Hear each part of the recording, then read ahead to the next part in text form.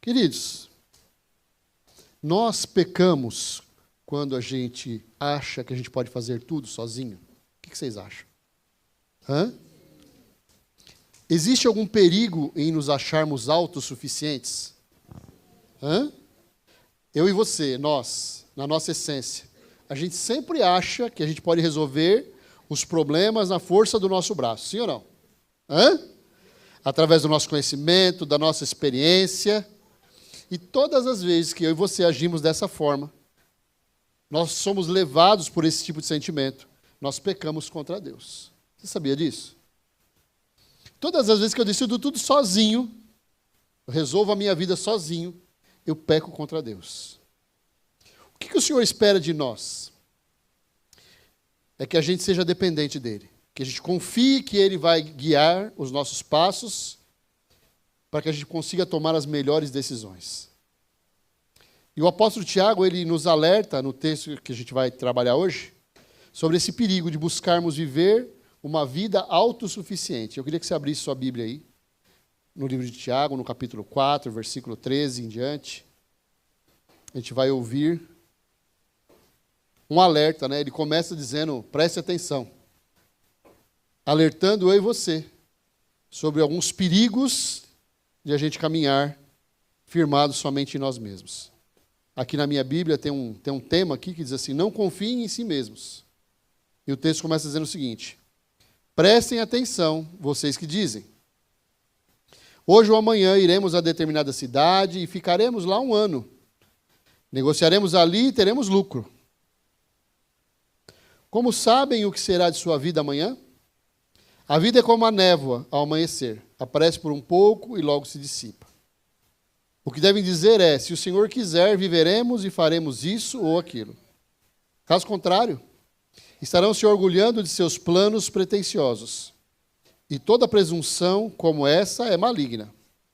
Lembre-se de que é pecado saber o que devem fazer e não fazê-lo.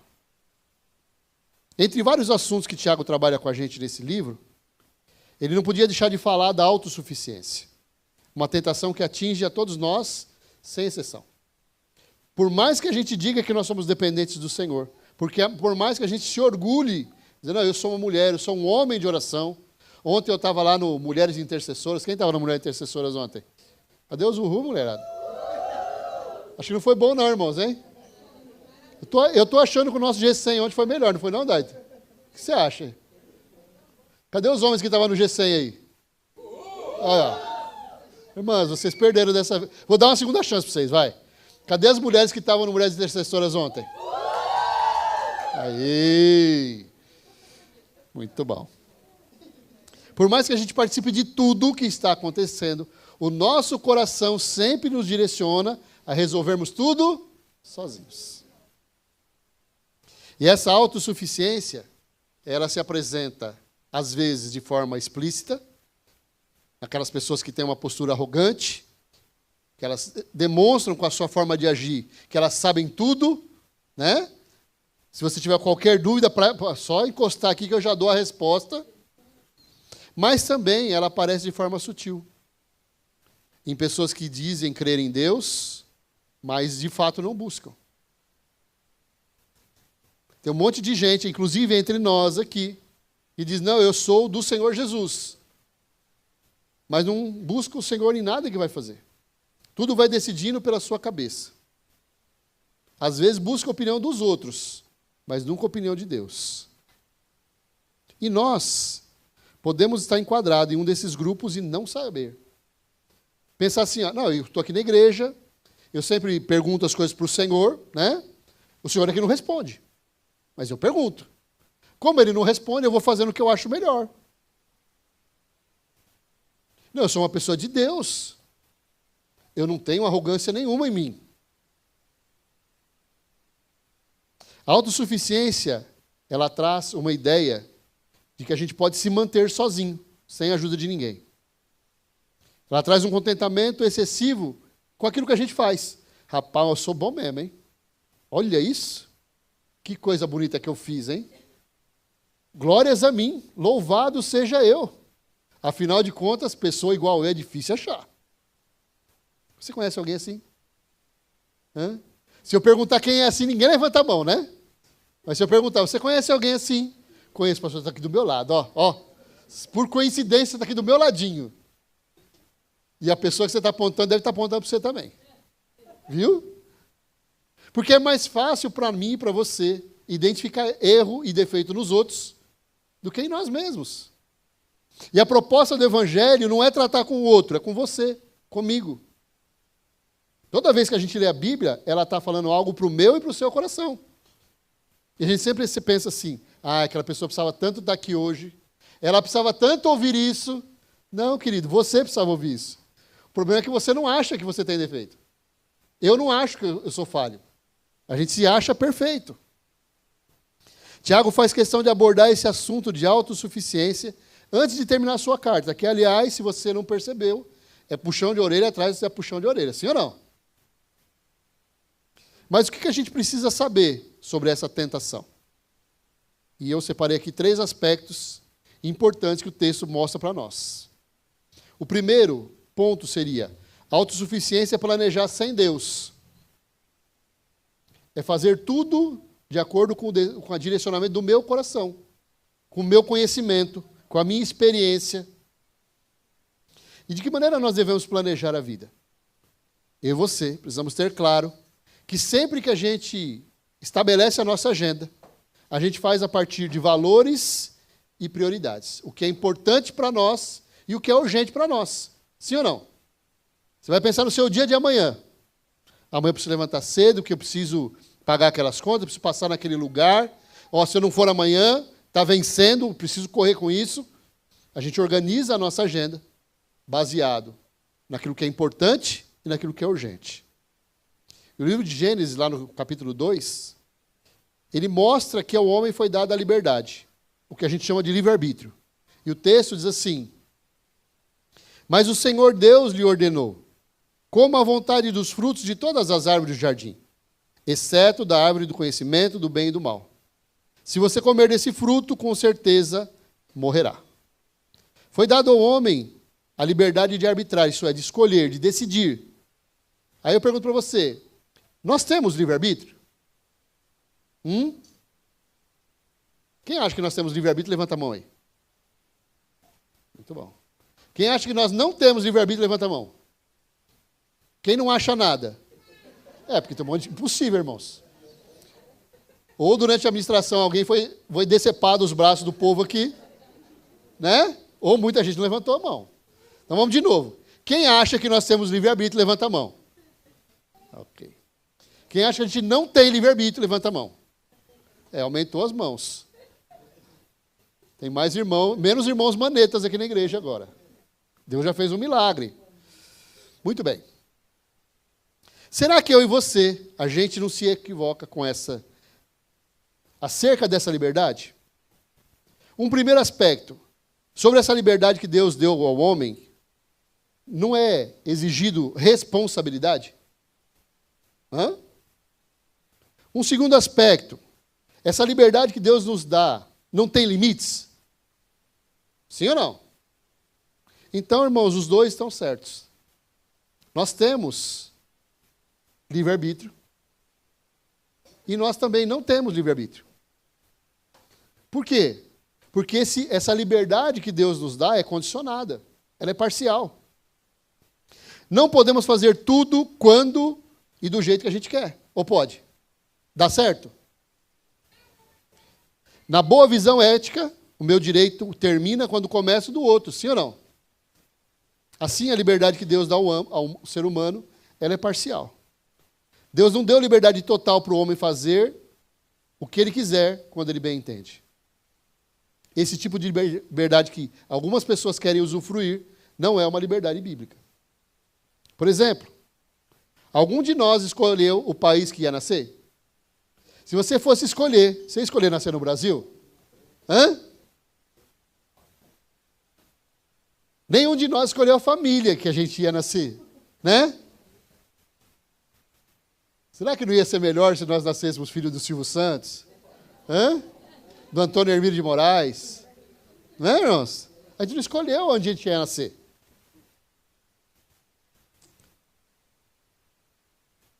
A gente escolheu a cor dos nossos olhos? Hã? Tanto que um monte de gente vai lá e coloca lente para mudar a cor do olho, sim ou não? Se fosse para nós escolher, a maioria que teria olhos azuis. A minoria tem. Isso prova o quê? Que a gente não escolheu tudo. Essas coisas que a gente herdou foi pela soberania de Deus. Ele escolheu a cor dos nossos olhos, que tipo de cabelo a gente ia ter, se a gente ia ter cabelo, né? Foi escolhas de Deus. Porém, a queda do homem, que está lá em Gênesis, não foi uma decisão de Deus. Foi resultado de um mau comportamento, de um mau uso da liberdade que Deus deu. Ainda que essa liberdade seja parcial, nós temos escolhas, nós fazemos escolhas o tempo todo. Na sua atitude de rebeldia, o homem usou a sua liberdade para fazer o quê? Para desobedecer a Deus. Deus deu uma direção e ele falou, não vou fazer diferente. Né? Apesar de que, irmãos, se a gente for bem sincero, a culpa é de quem? Da mulher. Quer ver? Os homens não concordam comigo? Hã? Tá vendo, irmãos? E as mulheres vão dizer, não, a culpa é da cobra, não é? Foi ela que induziu a mulher a pecar. É muito mais confortável jogar a culpa para o outro do que assumir a sua responsabilidade pelos seus erros. Ou não? Alguém aqui, quando é chamado a atenção, fala, não, realmente eu errei? Ou a gente fala assim, não, mas também você quer o quê? Eu agi assim, mas a culpa é sua. Ó, eu sou uma pessoa de coração muito bom. O seu coração é que é preto. Eu fiz com a melhor das boas intenções. Se tem alguém errado aqui, eu digo uma coisa para você, não sou eu. Tiago mostra aqui essa independência e essa autossuficiência. Quando ele diz assim, hoje ou amanhã iremos a essa cidade. Ele está determinando, o homem está determinando. Passaremos um ano ali, faremos negócio e ganharemos dinheiro. Está tudo programado. Ele não precisa de Deus. A gente deseja fazer tudo sozinho, irmãos. Você pergunta para o Senhor quando você vai trocar de carro, Senhor, eu devo comprar ou não? Você pergunta para o Senhor, Senhor, eu estou concorrendo a 2 vagas aqui. Qual o Senhor quer que eu entre? Porque se você for aprovado nas 2, você vai escolher uma, não vai? Qual o critério que você vai usar? Ontem lá no nosso GC, que foi bom demais, viu, irmãos? Vai, Daito. Foi ou não foi? Me ajuda aí. Foi bom, não é? Preciso de uma ajuda, né? E aí, Renan, foi bom ou não foi? Foi ótimo, né? Mais animo. Sorriso no rosto. Foi ótimo, pastor. Isso, assim, isso. Você vê que é tudo espontâneo, né, irmãos? As pessoas aqui são tudo, assim, espontâneo. No nosso tempo de oração, uma das pessoas falou assim, olha, a minha esposa está concorrendo a 2 vagas. E eu queria que nós orássemos para que Deus desse a direção de qual seria a melhor para ela. Eu fiquei impactado, irmãos. Porque normalmente a gente já escolhe uma, né? Porque eu queria pedir para que Deus liberasse essa aqui. Essa aqui me parece mais legal, vai ganhar mais, é mais interessante. Mas quando a gente começa a ter intimidade com Deus, quando a gente começa a entender os propósitos de Deus para a nossa vida, o nosso comportamento, a nossa atitude passa a ser diferente. A gente entende que o que pode parecer melhor aos nossos olhos pode efetivamente não ser o melhor. E aí nós somos levados a buscar o quê? A vontade de Deus.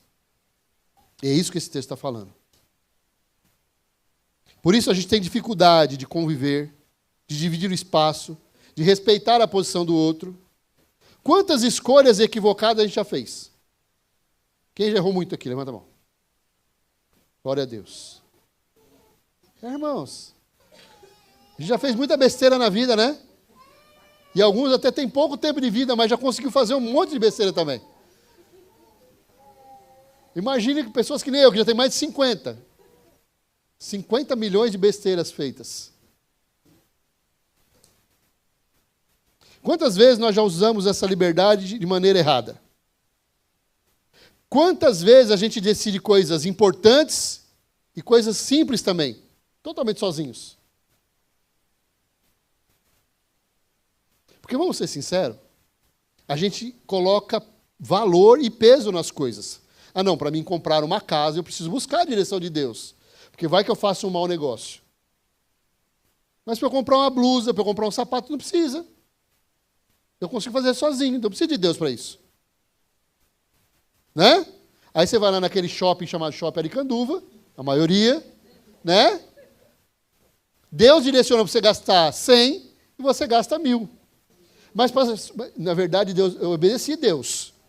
Porque eu fiz 10 parcelas de 100. Né? Deus mandou eu gastar 100, eu gastei 100. Só que em 10 vezes. Então, às vezes, nas coisas pequenas, a gente se enrosca, a gente se perde financeiramente, e demora um tempão depois para a gente acertar as coisas. Eu estava conversando com o irmão ontem, ele falou isso aí, pastor, eu fiquei com uma fatura gigante no cartão de crédito, e quando eu fui olhar, não tinha nada de importante lá. E a gente recebe o 13º, a gente recebe as férias, a gente recebe a PLR, e vai tudo para tampar buraco. Acontece com vocês isso? Por quê? Porque vocês são ótimos administradores. Né? Vocês não precisam de Deus. Para que Jesus? Eu sozinho já sei gastar esse tanto. Imagine se o Espírito Santo vier me ajudar a gastar mais ainda. O problema é que o Espírito Santo vai te ajudar a gastar menos, irmão. E você não quer. Você não está aberto a obedecer tudo que Deus está te propondo. Eu também não. Tiago diz, vocês dizem, eu vou para tal lugar, vou fazer isso, vou comprar aquilo, vou fazer esse negócio, vou ganhar dinheiro. Vocês pensam que a agenda de vocês pode ser totalmente preenchida por vocês mesmos. Quando a gente faz aquela programação no final do ano, lembra que a gente faz todo ano? Projeto para 2026. Qual que era a ideia daquilo? Ah, pastor, eu preenchi tudo o que eu quero fazer. Não. Você colocar na presença de Deus tudo o que você quer fazer. É um exercício que a gente precisa começar a fazer, irmãos. Realmente, a gente precisa colocar tudo no papel que a gente esquece, né? E apresentar esse papel para o Senhor. Será que Deus quer que você faça tudo o que você está fazendo? Será que Deus está aprovando tudo o que você está fazendo? Deus está no negócio de tudo que você está fazendo ultimamente? Ou será que você está fazendo um monte de besteira, esperando dar tudo errado, para quando tudo der errado, você ir lá e falar, Senhor, me ajuda. Agora eu não consigo mais. Porque a gente faz isso, não faz? Tiago mostra que até para fazer negócios honestos e lucrativos, a gente precisa da direção de Deus. Porque, irmãos, até para ser abençoado, Deus vai olhar se a gente tem condições, se a gente está preparado ou não para ter dinheiro. Muita gente que tem muito dinheiro, usa esse dinheiro para sua destruição. Ou não? Quantas pessoas a gente conhece que por causa do dinheiro mudaram o seu jeito de ser? Você conhece gente assim? Começou a ganhar um pouquinho mais, irmão, já está todo arrogante. Tem gente que quer comer pastel com você na feira. Aí ele recebeu uma promoção. Não, pastel na feira não, muita coisa suja, meu. Tem cachorro andando aqui no meio. Meu Deus, eu não me recuso a comer aqui. Vocês estão rindo? A gente faz isso. Você comia aquele PF lá de R$10 lá, né? E era bom. Mas agora você está ganhando melhor. Aí eu vou procurar um lugar melhor para eu comer, né? Não quero mais andar com o Pedro. Pedro é pobre, mano. Mano, ele quer comer coxinha, bicho. Eu vou, Pedro. Me chama que eu estou dentro. Ainda mais se for coxinha. Mas você percebe? A gente consegue identificar com grande facilidade isso nas pessoas. Mas a gente também vive isso.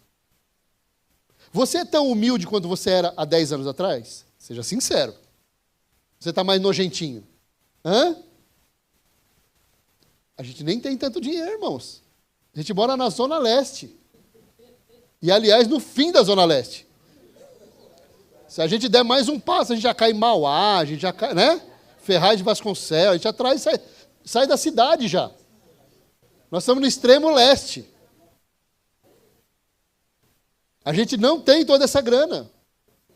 E ainda assim a gente já não é igual ao que a gente era antes. Quando a Bíblia fala que a gente precisa voltar ao primeiro amor, também é sobre isso. Também é olhar para nós mesmos e identificar o que o avanço, o que o progresso na nossa vida tem gerado em nós.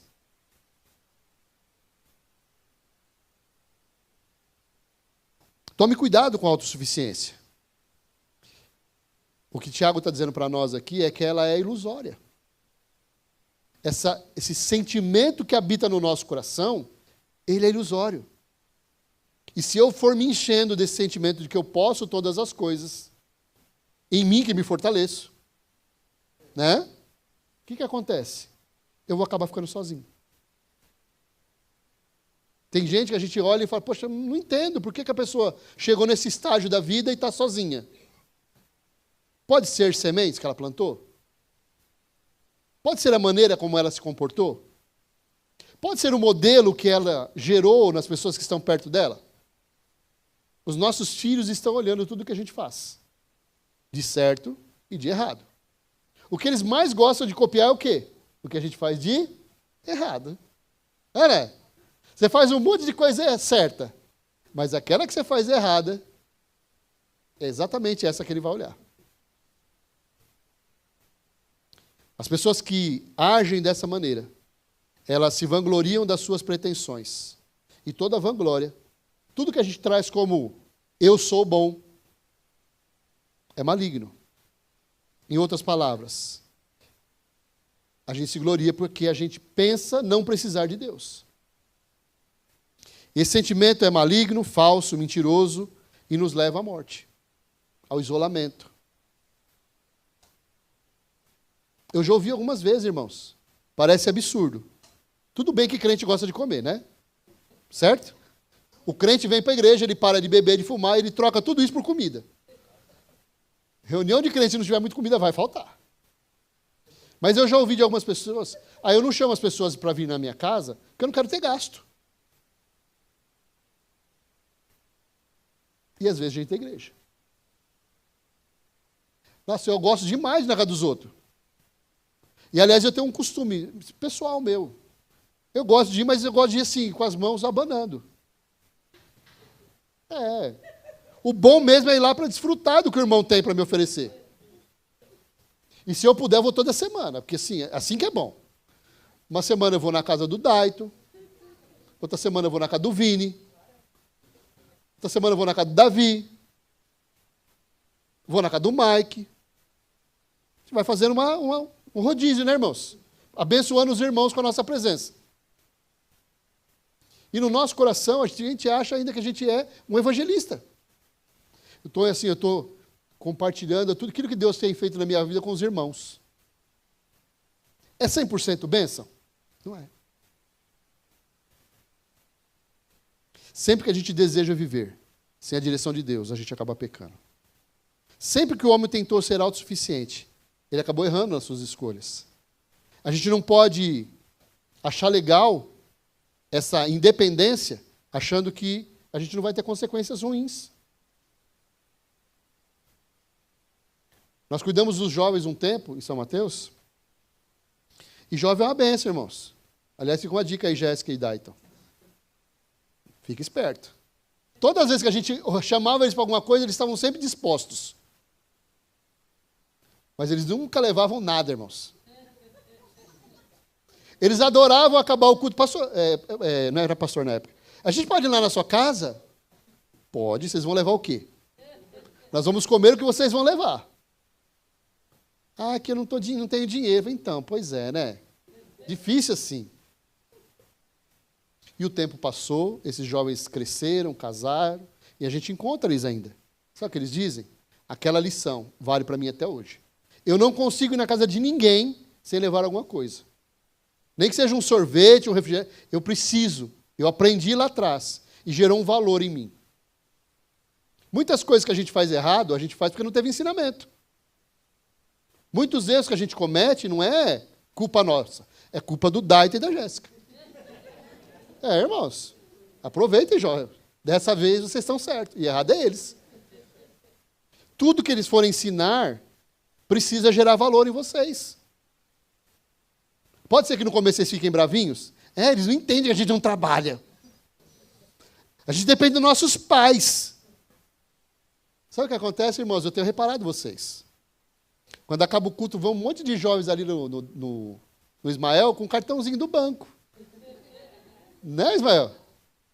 Eles pagam coxinha, eles pagam o que eles comem lá. Para isso eles têm dinheiro. Não é? Eu lembro quando meus filhos eram pequenos, eu dava uma mesada para eles. Na verdade, não chamava nem uma cadeirada, porque era só R$10, né? Bem pouquinho. E desse valor eu fazia, vocês precisam separar o seu dízimo. Quanto que é, pai? O dízimo de R$10. Cadê a Amanda? A Amanda fazia 10, irmãos. Quanto que é o dízimo de R$10, pai? Ela sabia. É R$1, filha. Então, pai, o senhor não pode dar R$1 porque eu não queria trocar essa nota. Sempre foi uma pessoa assim, bem controlada. Não, filho, você precisa trocar o seu dinheiro e aprender a guardar o trocado. Eu poderia dar R$1? Claro que eu poderia.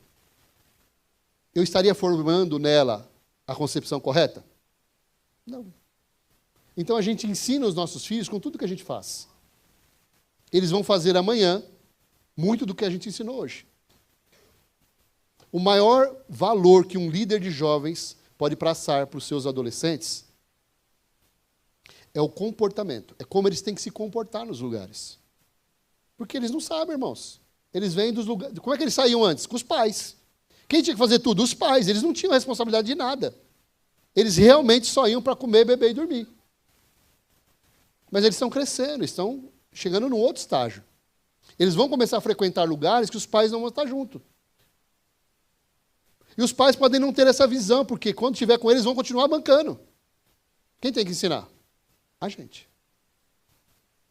E onde que a gente vai ensinar? No dia a dia aqui. Tem hora que a gente faz algumas coisas que dói na gente. Imagina a Kelly e fala para o Renan, Renan, você precisa separar seu dízimo, filho. Mas eu só tenho R$5. Pois é, filho. É desconfortável para nós, mas é benéfico para eles. São lições que eles vão levar para a vida inteira. Os judeus daqueles dias, eles saíam pelo mundo, trocando, comercializando produtos. E o judeu é bom nisso, não sei se você sabe, mas o judeu é bom nisso. Agora gerou uma nova raça boa também, que é os coreanos, né? Os bichos são bons, chinês, né? Quanto é 30? Comprou porque quis, não é assim? Não tem garantia. Não é assim? E eles colocaram na cabeça deles que eles não precisavam de Deus para fazer isso. Essa atitude deles gerou esse texto de Tiago. Como eles eram muito bons de negócio, eles tinham certeza que ia dar tudo certo. Mas nem sempre isso acontecia. Mesmo sendo experiente, mesmo sabendo, mesmo conhecendo, a gente não faz coisa errada? Às vezes você não saiu da sua área de atuação, você está dentro da sua área que você conhece, mas você faz alguma coisa errada e tem um prejuízo. Ou não tem? Eu lembro um tempo atrás que nós fizemos o seguro de um caminhão. Nossa, eu fiquei todo feliz. Nossa, seguro de caminhão, dinheiro bom, né? Para quem não sabe, eu sou corretor de seguros. Só que, irmãos, eu esqueci de fazer o seguro da caçamba. E roubaram o caminhão. Pois é. Adivinha? Então, pastor, roubaram meu caminhão e o segurador disse que não vai pagar a caçamba. Eu falei, pois é, eu vou ter que pagar então. Irmãos, eu sabia o que estava fazendo. Na minha cabeça estava tudo certo. Mas, faltou um detalhe. E normalmente esse detalhe é algo que a gente não busca na direção de Deus. Como você tem planejado a sua agenda e o seu futuro? Tudo que você está planejando fazer, você tem colocado no altar do Senhor? Queria que você ajudasse seu irmão. Você pode ajudar seu irmão agora? Então diz para ele assim, ó, você é mortal. Fala para ele aí. Sabe o que quer dizer que você fala para a pessoa que ela é mortal? Você sabe, não? Que ela vai morrer. A autossuficiência é não reconhecer a fragilidade da vida, irmãos. Muitos de nós vivem como se não fosse morrer um dia. Tão preocupado em juntar, tão preocupado com a casa, tão preocupado com o trabalho, tão preocupado com o carro. A gente vai morrer.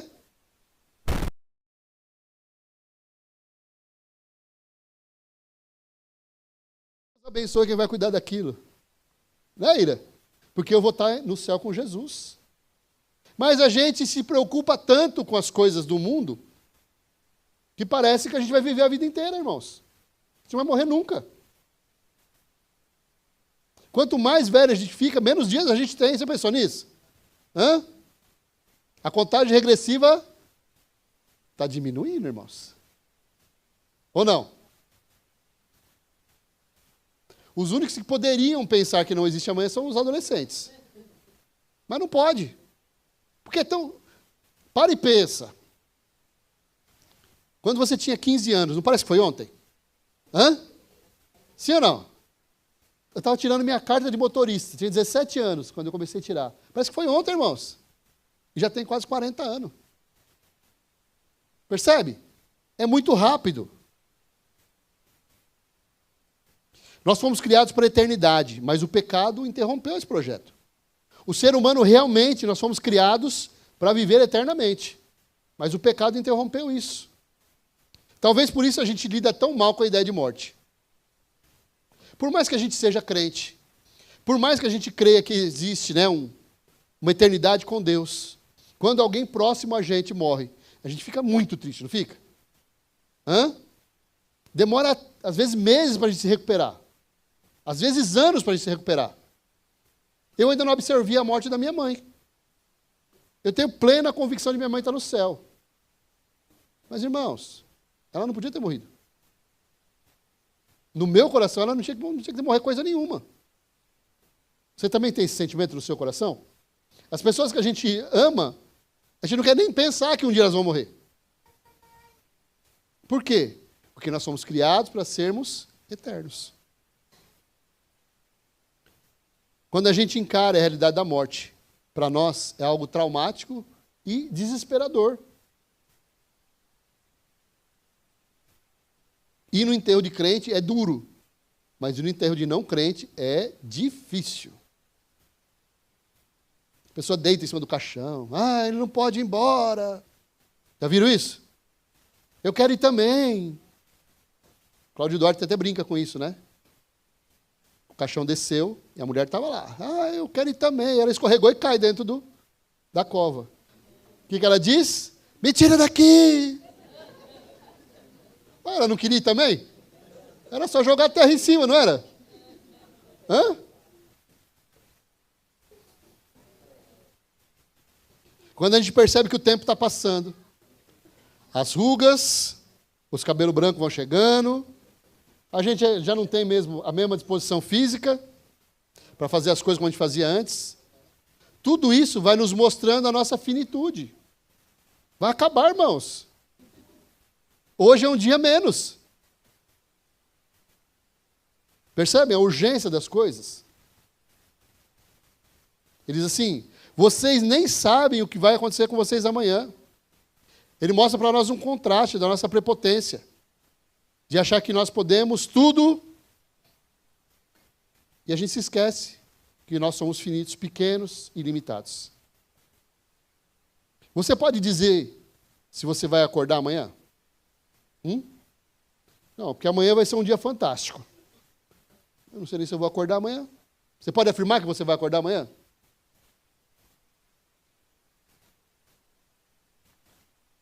Como nós podemos projetar de maneira segura o nosso futuro, se a gente não tem certeza nem do que vai acontecer daqui a alguns segundos? A gente pode morrer aqui agora, irmãos. Não é o projeto. Mas pode acontecer? Pode. Tiago diz assim, o que é a vida? Vocês são como uma neblina que aparece por um pouco de tempo e depois se dissipa. Eu sempre gosto quando a gente vai para a praia, já repararam isso? Você está indo para a praia de manhã, está tudo com aquela neblina. Passou 10 minutos, sumiu tudo. Cadê aquela neblina? Onde que ela foi? Onde que ela se escondeu? Você olha e não vê nada.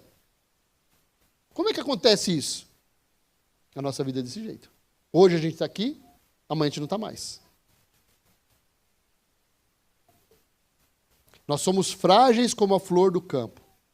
Tem um poeta português, ele diz o seguinte, cada dia deixamos um pedaço de nós próprios pelo caminho. Irmãos, a gente está desintegrando. O cabelo está caindo. né? A pele lisinha está enrugando, não é? A barriga está crescendo. De vocês, a minha não, a minha já está grande. Quando os mais velhos se lembram dos seus momentos de infância e juventude, parece que foi ontem. Eclesiastes 6 diz que o rei Salomão dizia: a vida passa como uma sombra. Você está andando, a sombra daqui, daqui a pouco ela some, não é assim? Já perceberam isso? A sombra da gente anda mais rápido que a gente. Você olha, ela está atrás, ela vai andando, você está andando, ela vai avançando, aí ela some. A vida da gente é assim. Nós gastamos muito tempo e energia em coisas que não valem a pena. Quantos dias, ou às vezes anos, perdemos em brigas com gente da nossa família? A maior perda de tempo que a gente pode ter é ficar brigado. Tem gente que briga com o irmão, fica 30 anos sem falar com o irmão. Aí o irmão morre. Nossa, que saudade que eu sinto do meu irmão. Que saudade do quê? Você não decidiu não falar com ele? Você não decidiu não perdoar ele? Não, meu marido ele vai ver também. Agora eu vou ficar um mês sem falar com ele. Agora eu me vingo dele. Passou um mês. Você perdeu um mês. Percebe como a gente se esquece que tudo é rápido demais? Tem hora que é bom ser que nem eu sou, irmãos. Eu esqueço das coisas. Eu vou deitar às vezes bravo, aí de manhã eu levo, que tá bravo por quê mesmo? Eu vou fazer de conta que eu nem briguei, né? Porque não sei por que mais. É a melhor coisa que pode existir na vida da gente. Quando você guarda mágoa no seu coração. Você vai envelhecendo, vai adoecendo e vai ficando ranzinza e chato. As pessoas mais difíceis de lidar são quais? São as pessoas que pegam tudo aquilo que acontece de ruim e traz para o coração. Sim ou não? Você pergunta para ela assim, como é que tá? Você está bem? Ela já começa com uma lista de reclamação. Não, que hoje meu pé está doendo, comecei com uma dor nas costas, comi alguma coisa que me fez mal ontem. Por quê? Porque ela guarda tudo o que tem de ruim. Quando a gente devia guardar as coisas boas. A Bíblia diz o quê? Quero trazer à memória aquilo que me dá esperança. Quantas oportunidades de ver melhor, quantas risadas nós deixamos de dar, porque a gente não entendeu que a vida é breve. A gente gasta um dinheirão no dentista, irmãos, e não mostra o dente para ninguém. Precisa mostrar. O Salmo 90, Moisés diz que a vida passa ligeiro. E ele pede, Pai, ensina-me a contar os meus dias. Ele não está pedindo para que Deus ensine matemática para ele. Ele está dizendo o seguinte, Senhor, me ajuda a aproveitar melhor os meus dias. Terceira coisa que a gente aprende com o Senhor aqui, nesse texto. A autossuficiência é deixar de depender de Deus. A gente diz assim, se Deus quiser. Você diz isso muito? Se Deus quiser vai dar tudo certo. Se Deus quiser, eu vou fazer isso. Mas, na verdade, você não quer saber se Deus quer ou não quer. Você quer que aconteça aquilo que você deseja. Isso não pode ser um jargão que a gente fala sem pensar no que está falando. Mas a gente precisa realmente aprender a submeter tudo a Deus em oração. Quando a gente não faz isso, as derrotas vão se acumulando na nossa vida. O problema é que a gente quer liberdade para ir e vir. Fazer tudo do nosso jeito. E nós queremos que Deus aprove tudo que nós fazemos do jeito que a gente quer. Não sou eu que preciso me moldar aos padrões de Deus. É Deus que precisa se moldar aos meus padrões. Enquanto eu e você não entendermos que a gente precisa abrir mão da nossa vontade para que a gente possa viver a vontade de Deus, a gente vai continuar dando cabeçada, irmãos. Está claro isso para você? Não dá para ser tudo do jeito que você quer. Deus não quer que seja tudo do jeito que você quer. E quando você busca a direção de Deus, e a vontade de Deus é diferente da sua, normalmente a gente escolhe não ouvir Deus.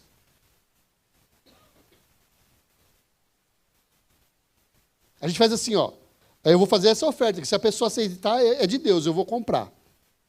Se ela não aceitar, eu vou entender que não é de Deus, eu vou deixar para lá. A pessoa fala, não, põe mais R$15. Ah, R$15 não é nada, né? Não, está fechado. Você foi lá, pediu algo para Deus, você colocou a condição e você não obedeceu. A gente faz isso? Faz. E aí a gente ainda tem a cara de pau de dizer assim, mas eu busquei a Deus. Eu fui lá, orei por isso. E ó, Deus não me respondeu. Deus respondeu, você não quis ouvir. Deus deu a direção, você não quis ouvir. Às vezes eu fico imaginando como é que fica o coração do Espírito Santo. A Bíblia diz que ele foi deixado na terra para nos ajudar a respeito de todas as coisas. E ele tem falado comigo, com você, a respeito de todas as coisas. E a gente tem, na maioria das vezes, decidido não ouvir a voz do Espírito Santo. Sabe aquele filho teimoso? Você fala, vai tomar banho, já vou. Vai tomar banho, filho. Ah, estou acabando esse joguinho.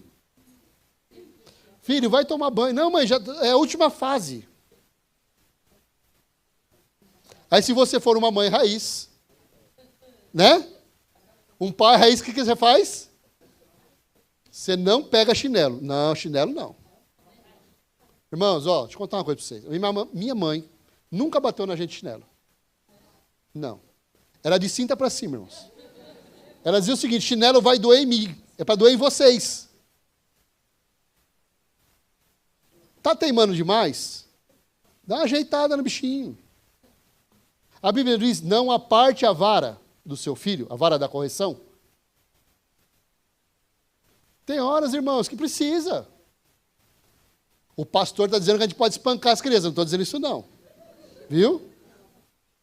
Mas, irmãos, quantos é que tem mais de 30 anos? Algum de vocês não apanhou da mãe?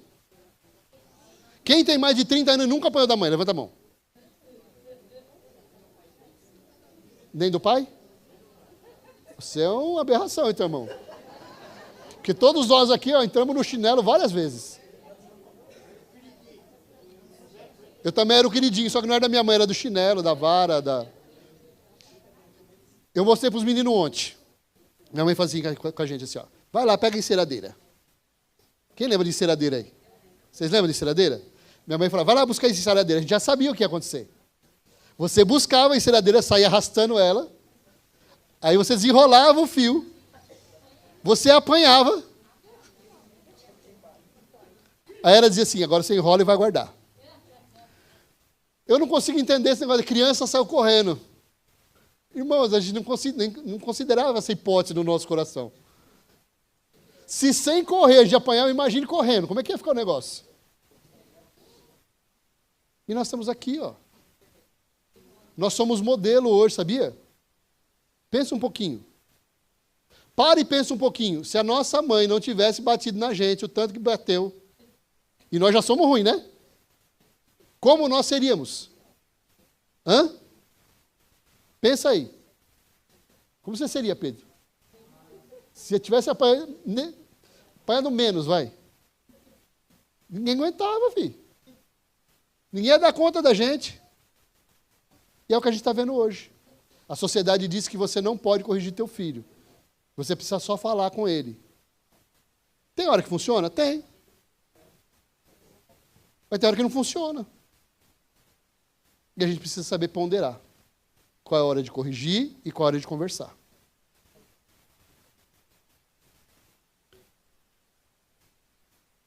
A verdade é que se submetêssemos tudo a Deus, a gente não teria sofrido tanto, nem se decepcionado tanto na nossa vida. Todos nós já tomamos decisões que a gente poderia não ter tomado. Nós precisamos aprender a submeter tudo a Deus em oração. E por que a gente deve fazer isso? Primeiro, porque Deus é onisciente, Ele sabe todas as coisas. Não tem lugar melhor para a gente apresentar as nossas dúvidas do que no altar do Senhor. Ele conhece todos os caminhos, irmãos. Ele sabe o que vai dar certo e o que vai dar errado. Ele pode nos dar a melhor direção a seguir. Mas o seguinte, cuidado, não seja turrão nem obstinado. Quando Deus falar, baixa a orelha e obedece. Eu fico pensando, se eu tivesse obedecido mais à minha mãe, primeira coisa, né? Se tudo desse errado, irmãos, eu pelo menos teria apanhado menos. Nada funcionou. Mas pelo menos 50% da surra ia cair, né?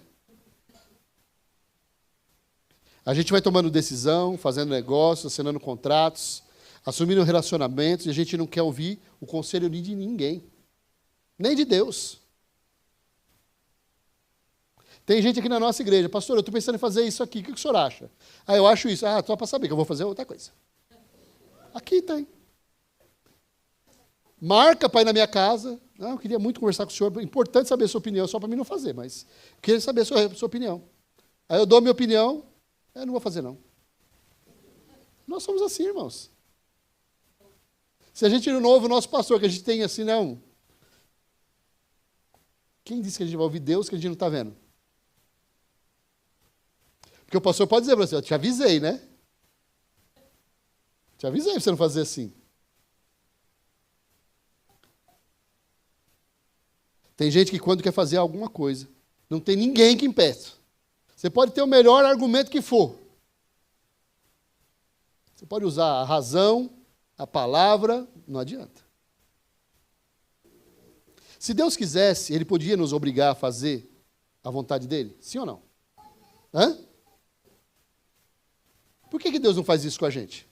Porque Ele quer que a gente escolha Ele. Deus quer que a gente escolha ouvi-lo. Deus quer que a gente escolha buscá-lo. Senão a gente ia ser igual aos anjos. Os anjos fazem as coisas certas? Fazem, mas eles não têm opção. Anjo foi criado para fazer daquele jeito. O Hamilton não, ele faz o que ele quer. Eu também. E normalmente o que a gente quer não é o que Deus quer. Esse é o problema. Deus contraria a maioria das coisas que a gente quer fazer. A glória de Deus está exatamente em que nós escolhamos a Ele. Ele se aproxima de nós, mas Ele não impõe nada. Ele não arromba a porta, Ele bate e fica esperando a nossa atitude. Quando a gente insiste em algo, Deus pode até permitir que a gente faça errado. Deus sempre alerta sobre os perigos, mas Ele permite que a gente faça as nossas escolhas. O Salmo 106, lá no versículo 12, diz assim: então creram em suas promessas e cantaram louvores a Ele. Dentro da vontade de Deus, sim ou não? Depressa, porém, esqueceram-se do que Ele havia feito. Não quiseram esperar seus conselhos. No deserto, os desejos do povo se tornaram insaciáveis. Puseram Deus à prova naquela terra desolada. Ele atendeu a seus pedidos, mas também lhes enviou uma praga. A gente não quer ser punido por Deus. A gente não quer ser punido pelos nossos pais. Mas às vezes precisa, irmãos. Concorda comigo? Por mais que a gente ame os nossos filhos, e todo pai, eu creio que ama o seu filho, tem hora que precisa corrigir. E Deus é a mesma coisa com a gente. Eu não tenho dúvida que Deus ama cada um de nós. Mas tem horas que Deus precisa puxar a rédea da gente. Deus precisa parar a gente um pouquinho para a gente parar e pensar.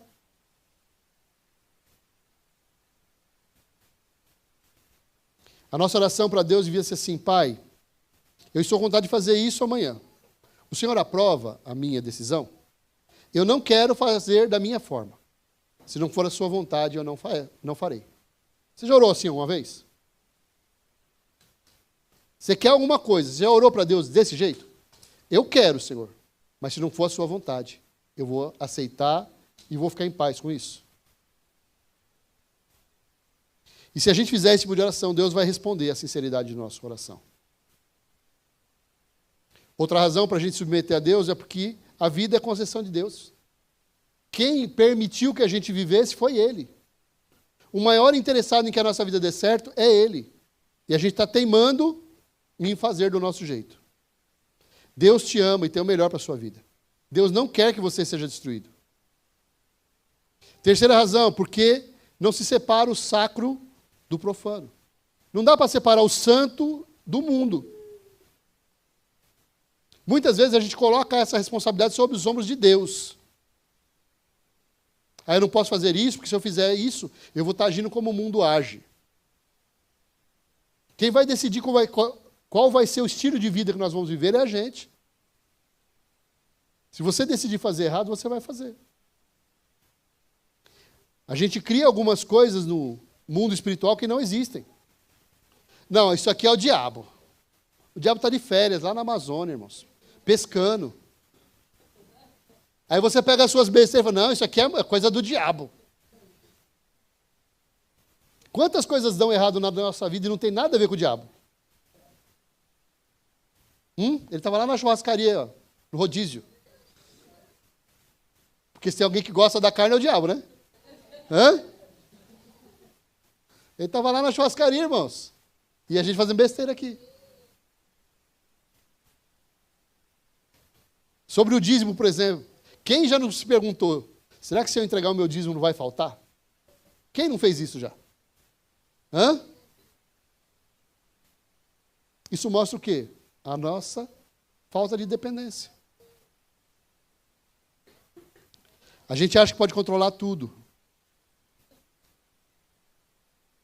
Portanto, é pecado não só fazer coisas erradas, mas também deixar de fazer as coisas certas. Tiago termina dizendo assim, ó, pense nisso, pois quem sabe o que deve fazer o bem e não faz, comete pecado. A gente não erra só quando a gente faz as coisas erradas. A gente erra também quando a gente sabe que deve fazer alguma coisa e não faz. Não quero fazer. Para a gente concluir aqui. Hoje Deus está dizendo para mim e para você. Eu quero administrar a sua vida junto com você.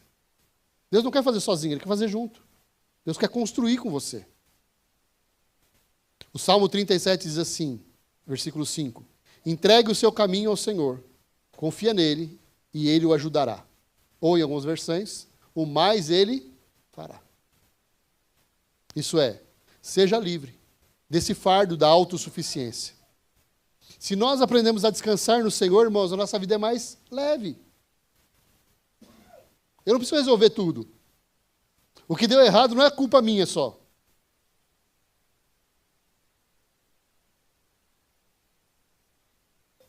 É muito mais fácil viver nessa dimensão. E aí as perguntas para o nosso coração. Quais são os seus sonhos para o futuro? O que você tem planejado no seu coração? Qual é a sua agenda? Qual é o seu planejamento de vida? Deus está no negócio? Você tem incluído Deus naquilo que você tem feito? Você pode fazer isso a partir de hoje? Dá para a gente mudar? Dá para a gente corrigir as coisas? A palavra não é só para acusar a gente, mas é também para nos ajudar a tomar decisões mais inteligentes. Que o Senhor nos abençoe. Que o Senhor guie o nosso coração, para que a gente ande nos caminhos que Ele tem programado. Que nós possamos experimentar a vontade de Deus para a nossa vida. Que segundo a palavra é boa, perfeita e agradável. Fica de pé no seu lugar.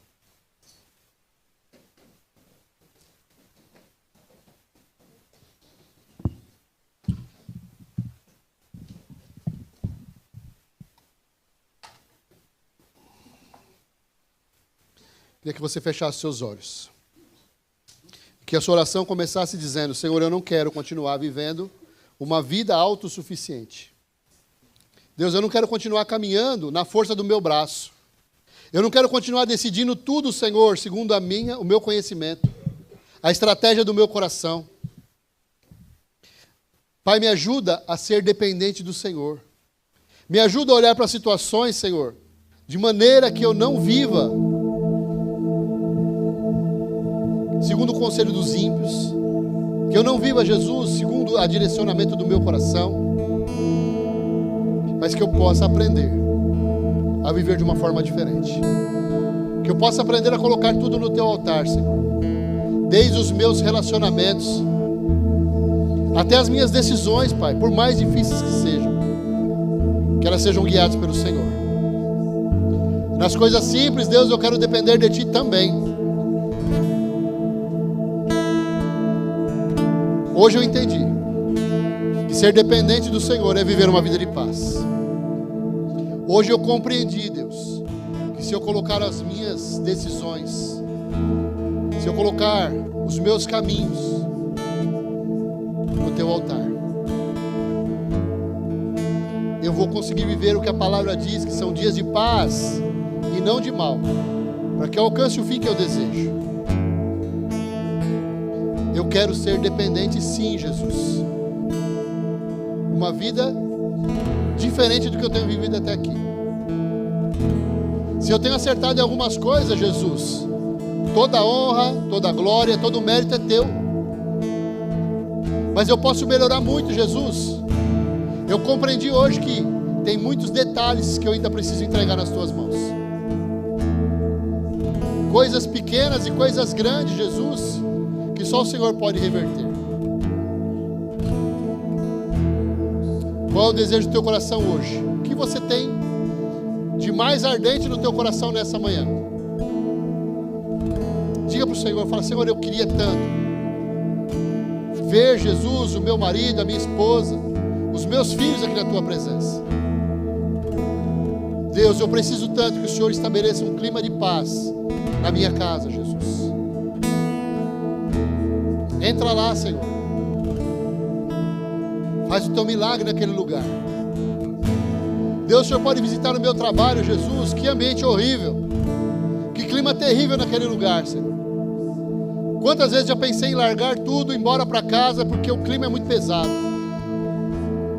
Jesus, faz de mim um agente de paz naquele lugar. Usa a minha vida, Senhor, para que a tua bênção seja estabelecida. Deus, como eu peço, como eu espero, Senhor, como eu desejo, Pai, que a tua alegria invada o meu coração, que a tua paz invada os lugares onde eu estiver. Como eu espero, Jesus, aquilo que tanta gente já tem, aquilo que eu vejo na vida de tanta gente, Senhor, mas ainda não acontece na minha. A paz que excede a todo entendimento.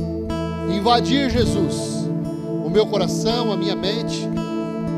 Traz paz ao meu coração, Senhor. Eu quero profetizar sobre a sua vida agora.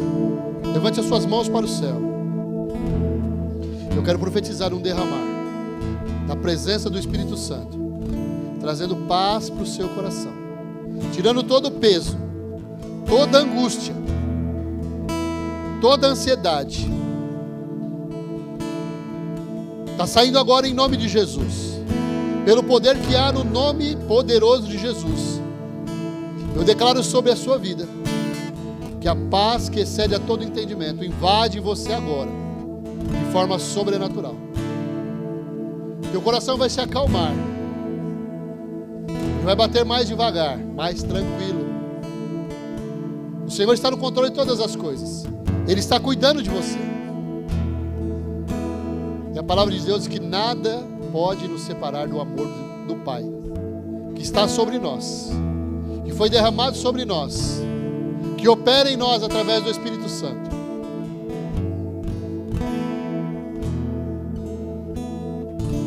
Quero te convidar a fazer uma oração comigo. Você pode repetir comigo? Pai, eu não quero mais decidir tudo sozinho. Toma conta da minha agenda e apaga dela os planos que o Senhor não aprova. Pai, me faça ver os planos que o Senhor tem para mim, que ainda não estão na minha agenda. Eu submeto a Ti o meu futuro. Eu entrego os meus sonhos e projetos nas Tuas mãos e faça a Tua vontade na minha vida, em nome de Jesus. Amém, amém e amém. Você pode aplaudir bem forte o Senhor aí?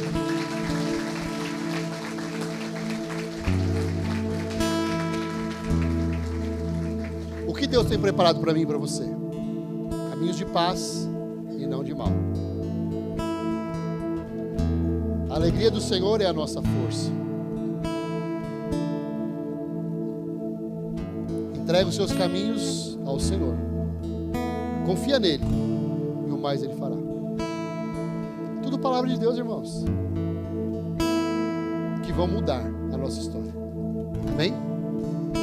Obrigado, Deus, por esse tempo que nós tivemos aqui, Senhor, para adorar o teu nome, para recebermos, Jesus, alimento espiritual, para confraternizarmos, Jesus, com os nossos irmãos. E eu creio, Deus, que é só o começo de tudo aquilo que o Senhor quer realizar em nós e através de nós. Toma a nossa vida nas tuas mãos, Senhor. Dá-nos uma semana de paz. Que nós possamos, Jesus, desfrutar da tua companhia, do teu direcionamento, todos os dias dessa semana. Nos fortalece, Deus, para o tempo que é chamado hoje. Não é para amanhã, é para agora, Jesus. Traz a sua paz para o nosso coração. Toma a nossa vida, Jesus, e anda conosco. Espírito Santo, nós te damos liberdade, para que o Senhor guie os nossos passos a cada dia, para a honra, glória e louvor do teu nome. Amém, amém e amém. Amém, queridos? Você pode aplaudir o Senhor aí?